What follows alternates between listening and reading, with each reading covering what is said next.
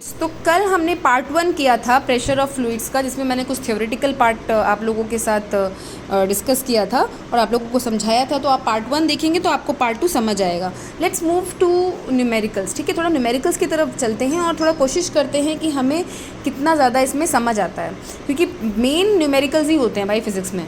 ठीक है, physics is all about maths. तो सबसे पहले हम एक क्वेश्चन देखते हैं जिसमें है कि वेट बॉय का दिया हुआ है 60 kgf। अच्छा, आप उससे पहले ये ध्यान रखिए कि प्रेशर का फॉर्मूला क्या होता है, F upon A, that is force upon area. अब उसी फॉर्मूले को यूज़ करके हम बाकी का क्वेश्चन करने वाले हैं। ठीक है, अब यहाँ पे देखो आपको वेट ऑफ द बॉय दिया हुआ है 60 kgf, kgf दिया हुआ है that is Newton, 1 Newton is kgf, ध्यान रखिएगा।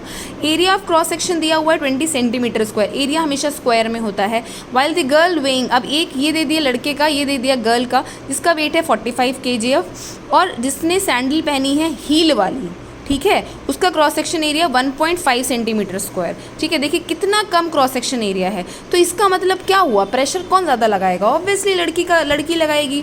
ठीक है, क्योंकि मैंने लास्ट ही डिस्कस किया था कि अगर हम एरिया कम कर दें तो प्रेशर बढ़ाया जा सकता है। तो दिमाग में ये चीज़ डाल के रखिएगा कि अगर उसकी हील की जो सैंडल है उसकी, अगर वो पॉइंटेड है, ऑब्वियसली 1.5 सेंटीमीटर उसका एरिया है, तो प्रेशर बहुत ज़्यादा बढ़ जाएगा। अब इन दोनों के प्रेशर को कंपेयर करना है। हम लोग को पता चल गया कि भाई ये लड़की ही लगाएगी, पर इन दोनों को कंपेयर करिए।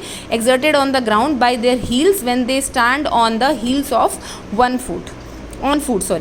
heels of on foot। सबसे पहले आपको क्या करना है, देखिए मैं डायरेक्टली कर दे रही हूँ ताकि आप लोग का टाइम भी ना वेस्ट हो। तो आप लोग सीधे सीधे देखिए कि आपको F1 लिख लो। आप F1 दिया हुआ है जो कि लड़के का है, दैट इज़ 60 kgf।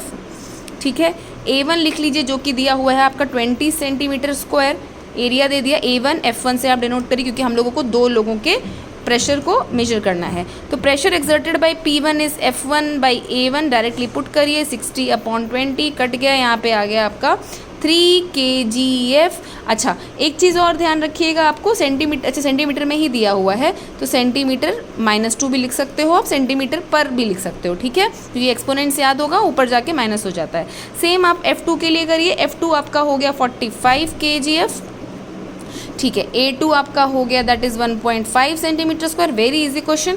तो P2 क्या हो जाएगा आपका, हो जाएगा F2 upon A2 is equal to 45 upon 1.5, 15 3 ज़ा 45, तो ये हो जाएगा आपका दैट इज़ 30 kgf सेंटीमीटर -2। ठीक है, इसका आ गया 3 kgf सेंटीमीटर में, इसका हो गया 30 kg। देखो कितना प्रेशर लगा रही है लड़की। ठीक है पतली सी पर लगा कितना रही है। तो इन दोनों को कंपेयर करेंगे, तो कंपेयरिंग बोथ क्या लिखेंगे, P2 अपॉन P1। ध्यान रखिएगा, कंपेयर करते समय हम सेकंड वाला मतलब कि रेशियो में लिखते हैं और दूसरा जो मतलब सेकंड वाले को फर्स्ट से कंपेयर करते हैं, राइट। तो 30 अपॉन 3 विच विल बी 10:1, ये आपका आंसर होगा। तो ये कंपेरिजन। तो दस द गर्ल एक्सर्ट हील, जो गर्ल की heel exert pressure 10 times, girls heel exerts pressure 10 times, ठीक है, more than that of boy। समझ आ गया बात। तो ये है आपका पहला क्वेश्चन, पहला न्यूमेरिकल, जो कि आ जाएगा तो आप बहुत इजी आप कर सकते हैं, राइट।